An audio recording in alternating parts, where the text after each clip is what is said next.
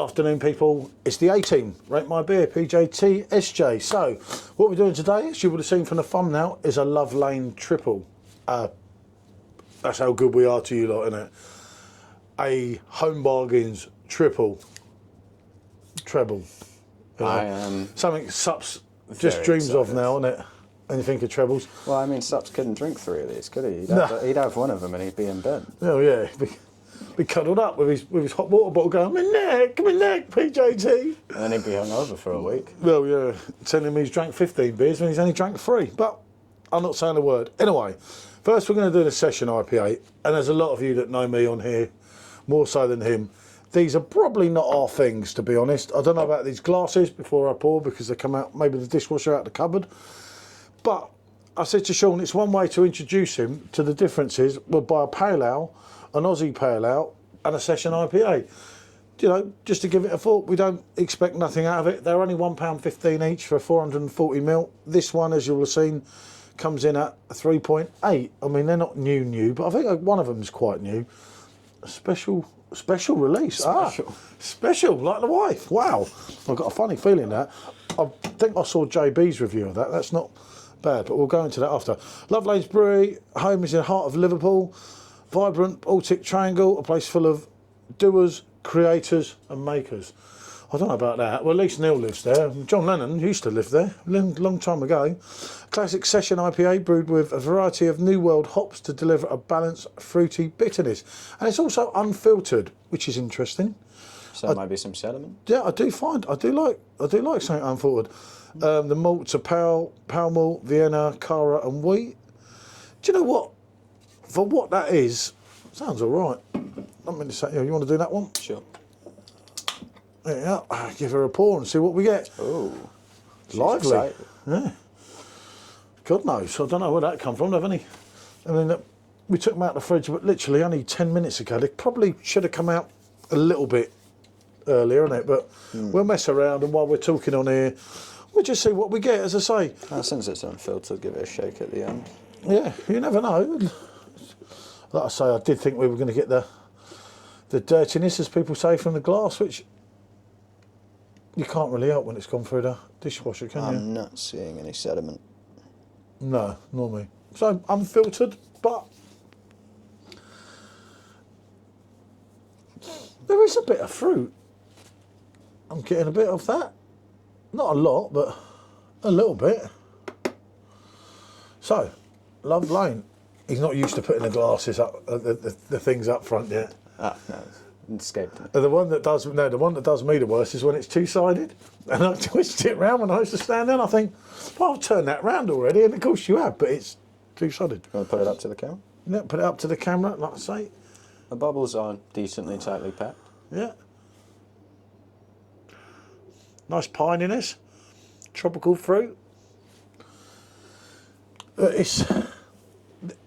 It's there, the smell, but it's not vibrant, if you see what I mean.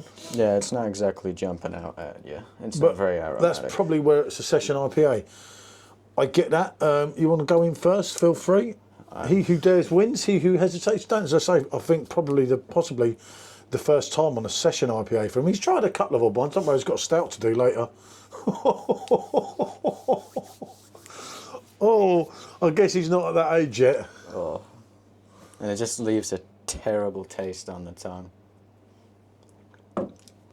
Oh, what is that taste that's leaving on my tongue? I feel like I put coins in my mouth. No, you're getting up the hoppiness. Oh. Obviously, the New World hops. At the end of it, I see where he's coming from here. That is an assault on my taste buds. I'm telling you, for what it is, for me, and I like grapefruit, you see, because as you can get, there's predominantly quite a bit of grapefruit running through there with your tropical fruits and everything.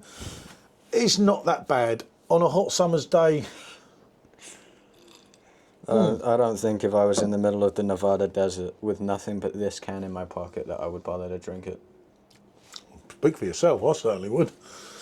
They ought to be locked up. It's not going to rock your world, but it is what it is. I mean, it's rocking my taste buds, but not in a good way. It's £1.15. It's cheap. It's cheerful, and I'll tell you what, It's not that bad. You can pay me £1.50. So, I'll take that. now we're going to look at shut up. Now we're going to look at pale ale, people. Again, our friends at Love Lane, our friends in... This is why I didn't give them the expensive double drop IPAs and everything. No, it doesn't matter. You don't have to like it, do you? Just for the sake of it, right? I could quite get into that. Oh, it's the initial taste on the tongue isn't so bad. It's the lingeringness of it. Yeah, that's your hops. So horribly. Yeah. Love Lane Pale Ale. Love Lane's brewery, home of the heart, as you know from earlier. Love Lane started to make a modern pale ale, perfectly balanced, punchy, packed full of New World hops. Love Lane Pale Ale, our flagship beer, is perfect for everyday drinking. And this is 4.3% ABV, floral, fruity, and full of flavour. I struggle to imagine it could be worse than this one. I didn't mind that. I don't. There we go. Let's get a poured for you. See what we get.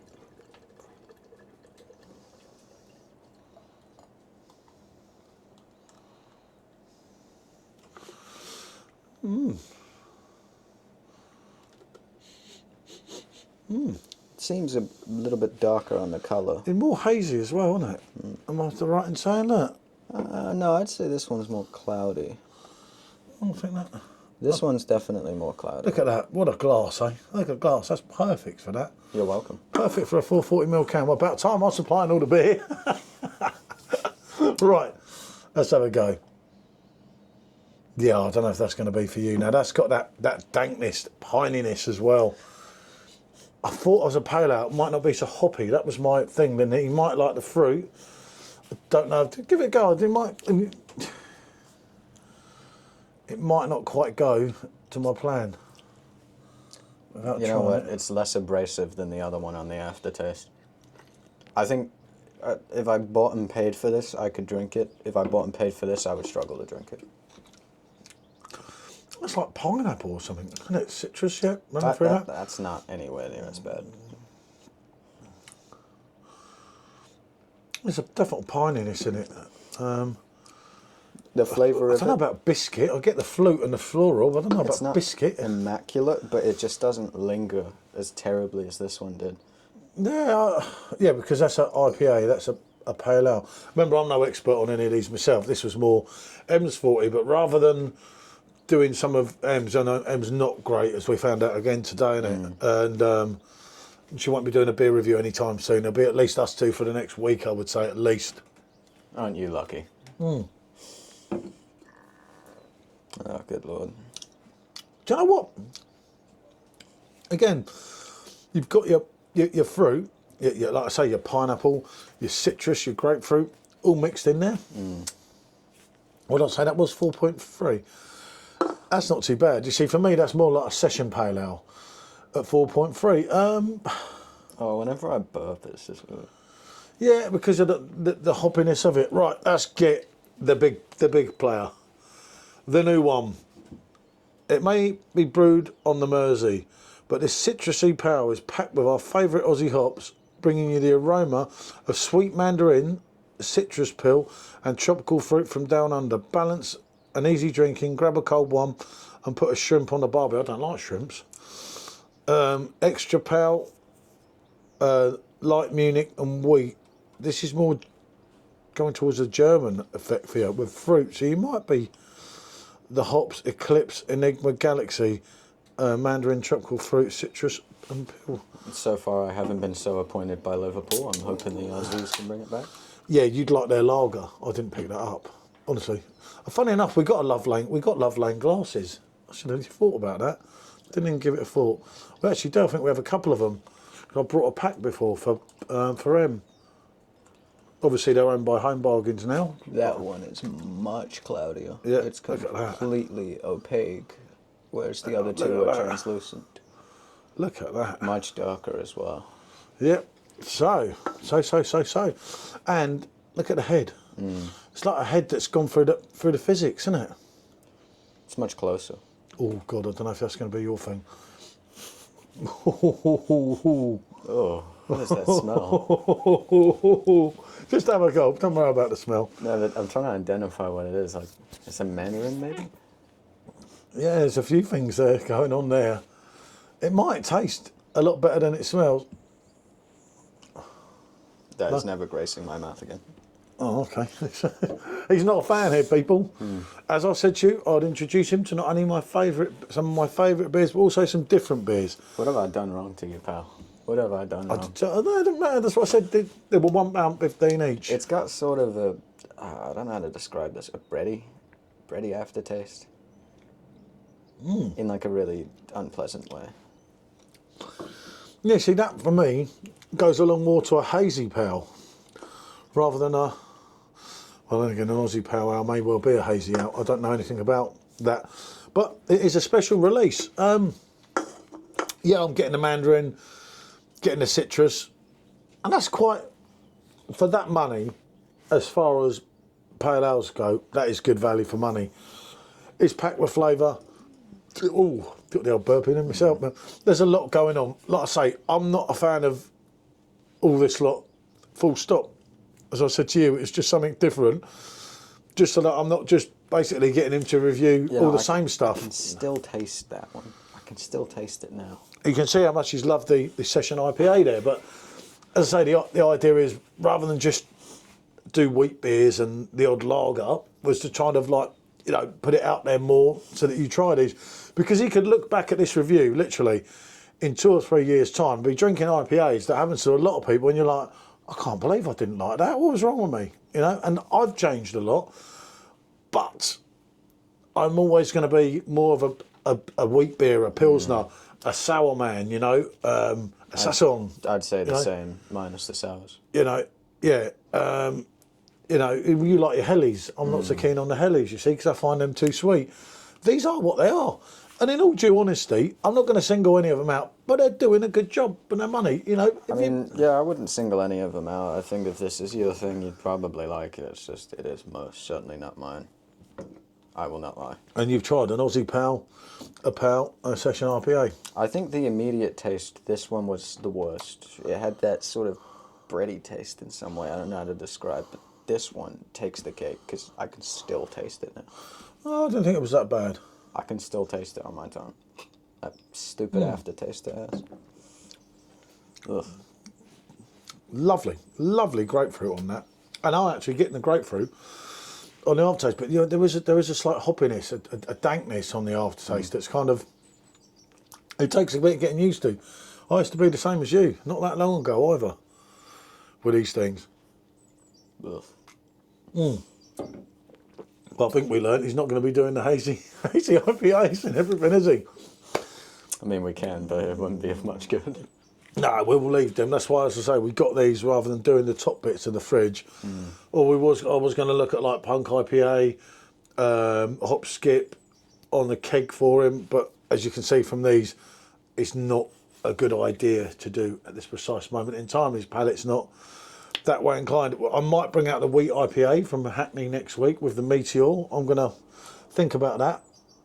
I don't know. It's very different, the wheat IPA, the Hackney one. You tried it in there? Yeah. From the tank. You weren't that bad with it. What was the name of it? Weetabix. I tried it when I was there. Yeah, we all had the glass passed round to us at the tank. Yeah, I remember. Because it's more like a wheat beer than an IPA. Yeah. Which I thought, which is what's confusing people with wheat IPA and everything. But as I say, for these are what they are. For me, it's really a triple yes. Nothing's, as I say, rocking your world, but I wouldn't say I'm qualified to give an opinion on it, so I'm I'm not exactly that qualified on it. I'm just saying what I got from them. I'm not saying any of them are bad. If this is your thing, you probably like these. It's a bit of fun, and it's trying to introduce him, as I say, to different things, rather than me just saying, look, here's an Iinger, here's a Frankie, here's this wheat beer. More trying to expand his palate. Can't all be winners. Well, no, and you're not going to like everything. I would not touch these things. I mean, for no years. disrespect to the brewery or anyone that likes their stuff. It's not. It's just me personally. I'm not rocking with it. That's it's not hitting that note, is it? No, it's not got the vibe. It's like no, definitely not. It certainly ain't got the tight mini skirts, has it? But never mind. Right, what can I say? He who dares wins. He who hesitates don't. I don't know what I'm going to do with these after. Maybe the dog could enjoy them. I'm going to have a think. But yeah, as I say, they are £1.15 each. It's a triple yes. There's much more going on in this than them two. It kind of goes along in the sequence for me as what it is. And yeah, as I say, they're not great, but they're not entirely bad. And if that's your thing, you're short of money or you're in there and you want to save a little bit, why not? Bonjour.